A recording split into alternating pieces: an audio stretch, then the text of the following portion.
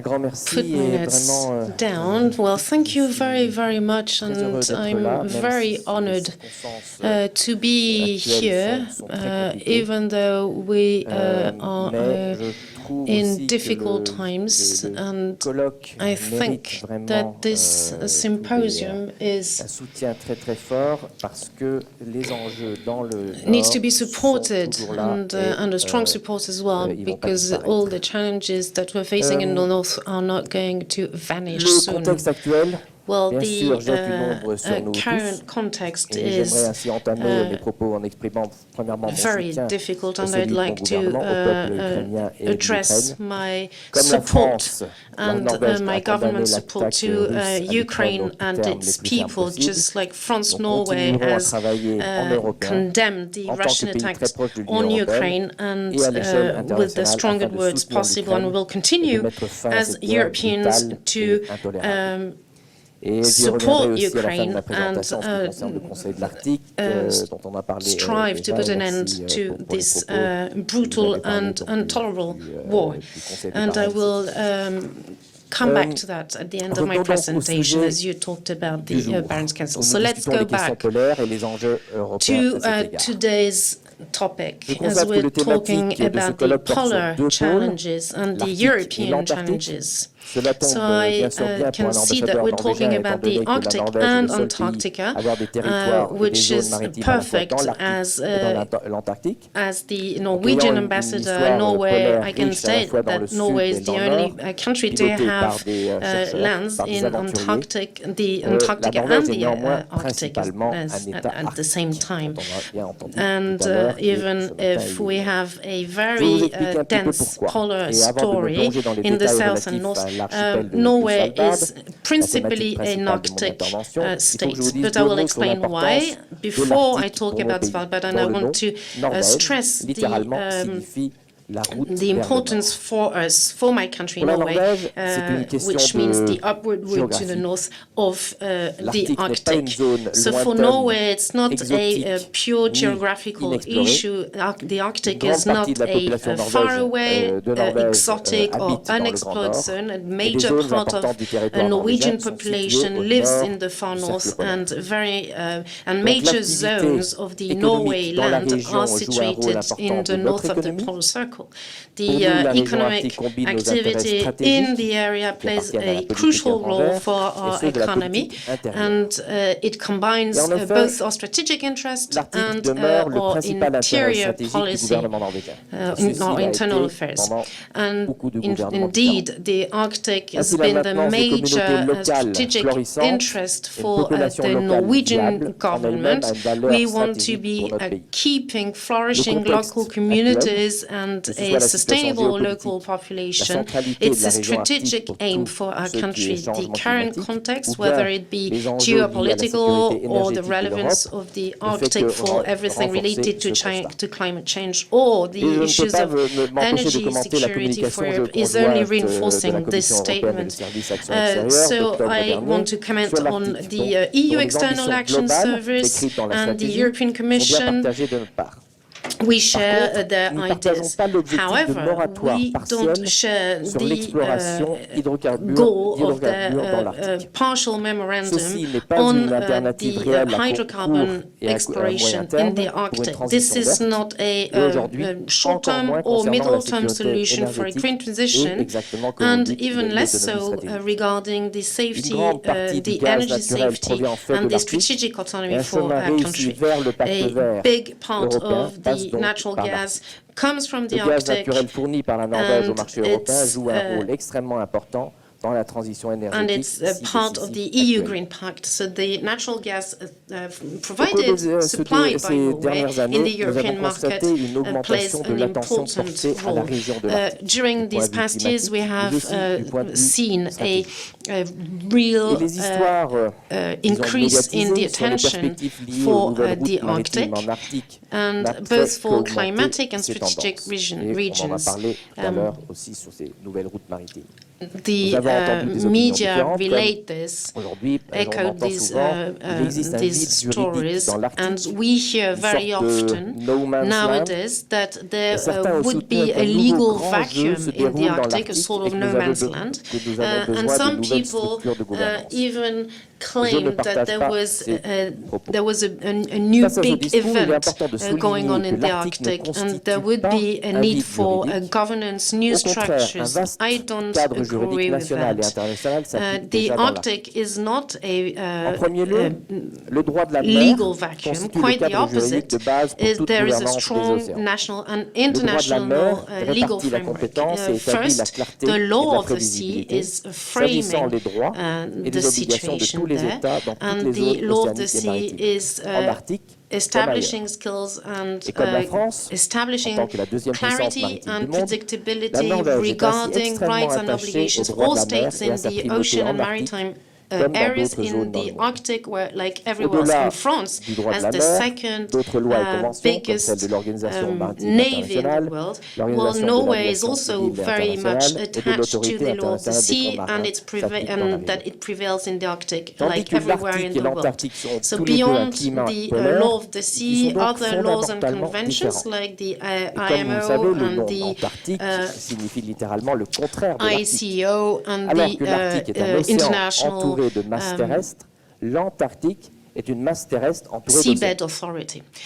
You know that both the Arctic and the Antarctic have a polar climate, but you know the Antarctica literally means the opposite of the Arctic. But you know that Antarctica is surrounded by oceans, whereas the Arctic is surrounded by lands, countries. And so the 5 countries surrounding the Arctic, the states Canada, Russia, Denmark, Greenland, and Norway, have an international sovereignty which is made known on Earth and on maritime zones. In the Antarctic, the disagreement on sovereignty led to a very special legal tool, the Antarctic Treaty. This treaty is actually an agreement on a disagreement, but Norway and France are both applicant states with a common interest in a system, in a well-functioning treaty system. We already have multilateral cooperations, and one of them is the Arctic Council. The Council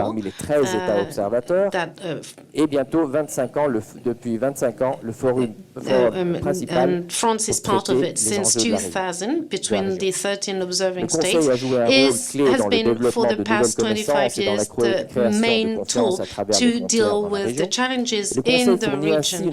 So the Council is key in developing new knowledge and creating confidence and trust between all the stakeholders in the region. I was invited here to talk more specifically about Svalbard. So it's the Norwegian archipelago situated between the 74th and 81st degrees north, halfway between continental Norway. I wish I had a map to show you, but between Norway and the North Pole. And I'd like to say that Svalbard is part of my everyday life. I have 2 paintings by Mr. Fritz Wedel-Jarlsberg, one in my office and the other one in my villa. Mr. Jarlsberg played a key role in the Treaty of Svalbard in 1920. Since then, the Wedel-Jarlsberg name was given to the southwest part of Spitsbergen, which is the biggest Svalbard island and the one to be permanently populated, even if here in Paris we're 3,310 kilometers to be precise. Paris has always occupied a key role in the history of Svalbard and its inclusion in the Kingdom of Norway. 102 years ago, the 9th of February 1922, after the First World War, Norway and 8 other states, including France, have signed the Svalbard Treaty. The treaty came into force in 1925, and the Svalbard archipelago was then attached to the Kingdom of Norway. So the Svalbard is now just as Norwegian as any other region in our country.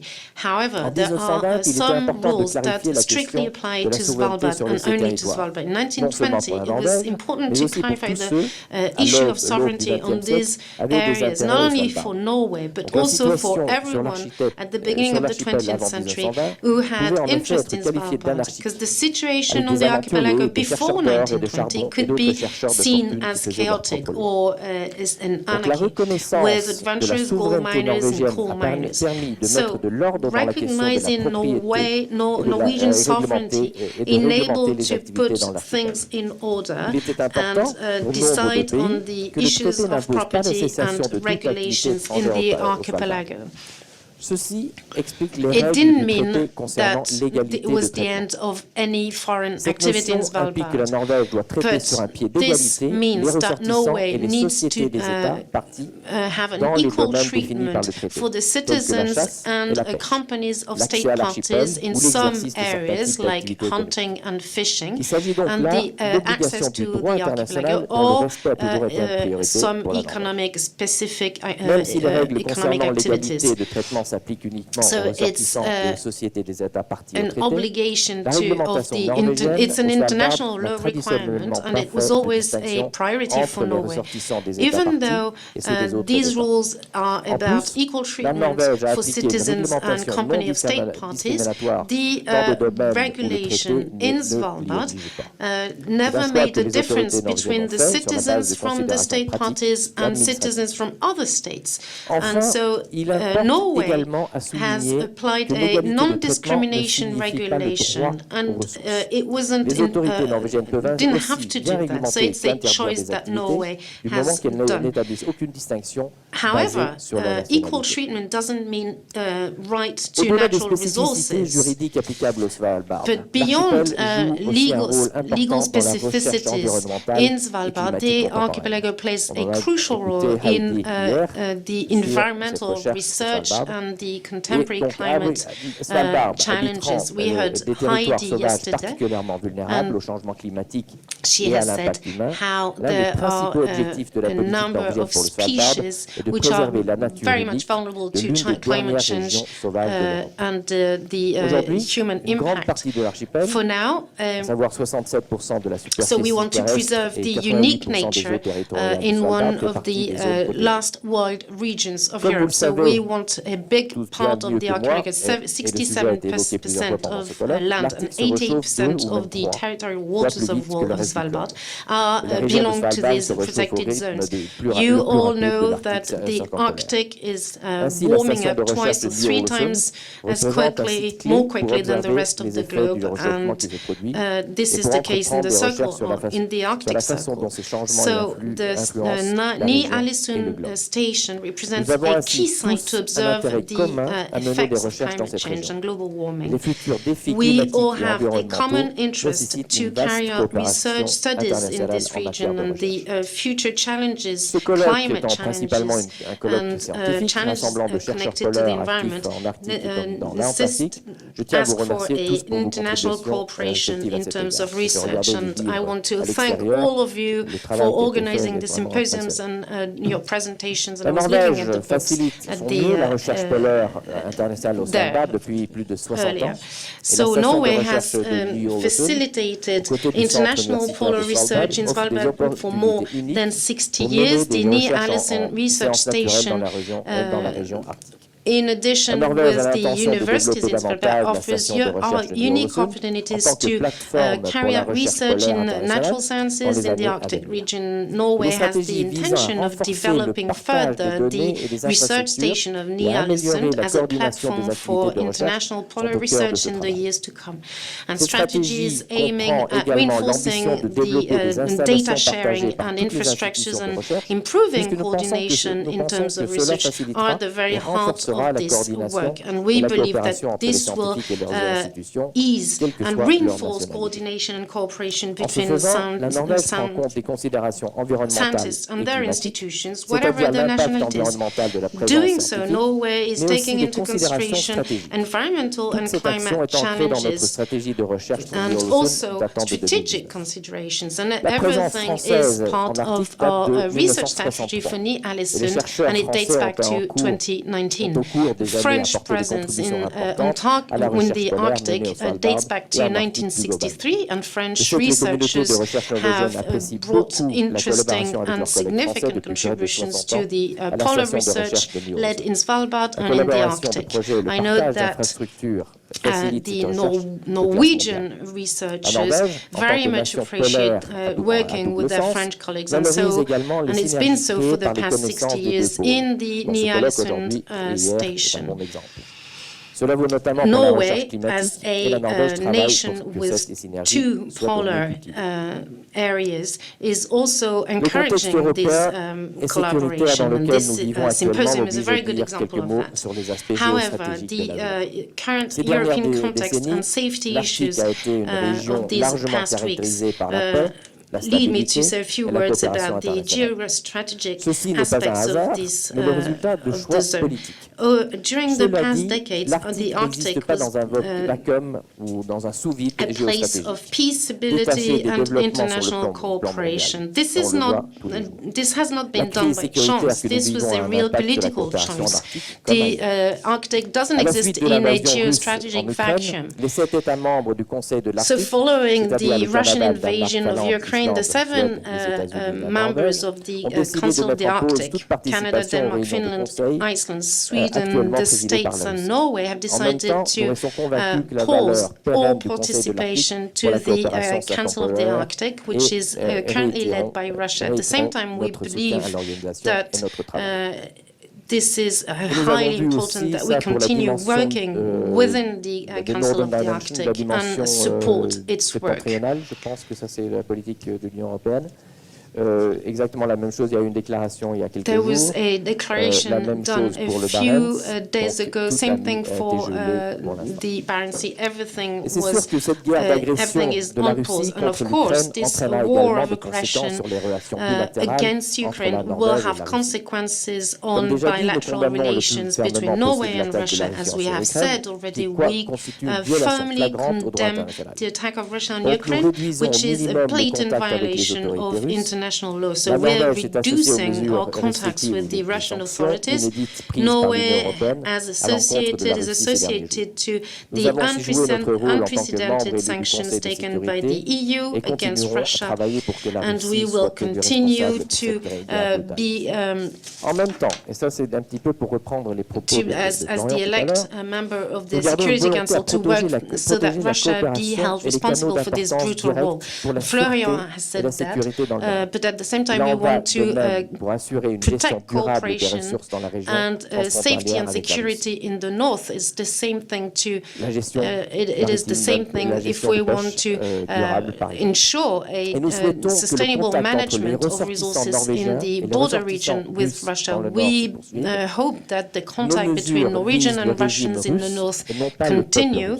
Our measures are aimed at the Russian government and not against the Russian people. The current situation, the aggressivity from the region leader is going to make good cooperation more difficult. But we will continue cooperation cross borders in the north. Thank you very much for your attention.